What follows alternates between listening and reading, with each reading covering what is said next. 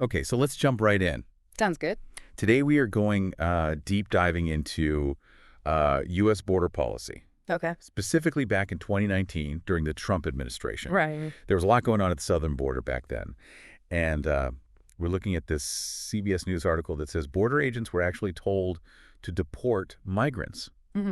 without even giving them their asylum hearings. Yeah. This is obviously a very complicated issue Right. with lots of moving parts. So I think it would be good to just kind of break it down from the beginning. Yeah, for sure. I mean, this was definitely a super controversial period. Yeah. And to fully understand it, we need to understand kind of the background on the legal side of asylum. Okay, so back it up for me. Yeah. What's the normal procedure when someone arrives at the U.S. border and they're claiming asylum? Hmm. What are they supposed to do? Under U.S. and international law, Okay. anyone who gets to the border and they say, hey, I can't go back to my home country Right. because I'm afraid of being persecuted, Yeah. they have a right to have that case heard. It's not like you get in free card, Right. but it means that they have a chance to present their case, oftentimes in front of an immigration judge. Gotcha. So this CBS article is saying that this whole process was totally skipped. Exactly. They just said no. The article saying that border agents were told basically to deport migrants right away, Wow. on the spot, under orders from Trump.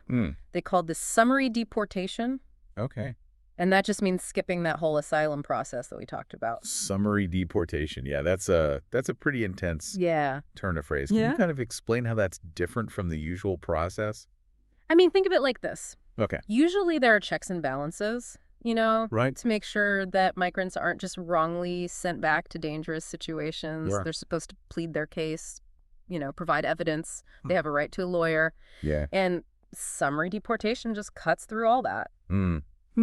I see. So it's not just the practical differences. Were there legal or ethical concerns Oh, yeah. with this directive? Absolutely. Yeah. Critics said that you can't bypass due process. Right. You can't bypass the right to a fair hearing. That's a huge violation of U.S. and international law. Uh-huh. Also concerns about breaking international treaties about, refugees. Okay. Ethically, it raises questions about whether or not the U.S. is upholding their obligations to protect vulnerable people who are fleeing persecution.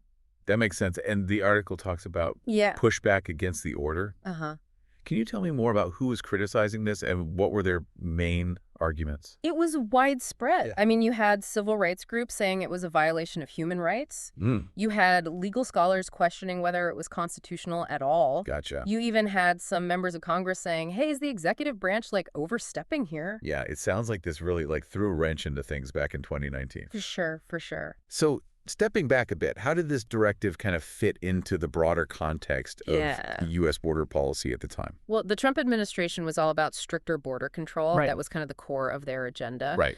This order was part of a whole series of measures that they took aimed at cutting down illegal immigration and reducing the number of asylum seekers coming into the country. It sounds like this particular directive, though, was pretty significant even within that larger context. Yeah, I mean, it really pushed the boundaries of what the executive branch can do. And it really raised some serious questions about, what direction U.S. immigration policy was headed. Some people were saying, this is setting a really dangerous precedent of going around the law just for border security. Right. Okay. Yeah. So to kind of wrap this all up for our listener today, what is the key takeaway here? I think it's this. Presidential directives. Okay. They can have a huge impact on policy right away. Even when it comes to super complex issues like immigration and asylum. Right. This case really showed us how much tension there can be between wanting to keep the country safe and our obligations to help people in need. Right. And that tension is still shaping how we talk about border policy today. For sure. And it leaves us all with a lot to think about. Yeah. I mean, did this order actually change the long-term trajectory of U.S. immigration policy? Right. And how has this affected how other countries see us? I think that's something we all need to think about as we continue to deal with these issues. Yeah, definitely a lot to consider. Absolutely. For sure.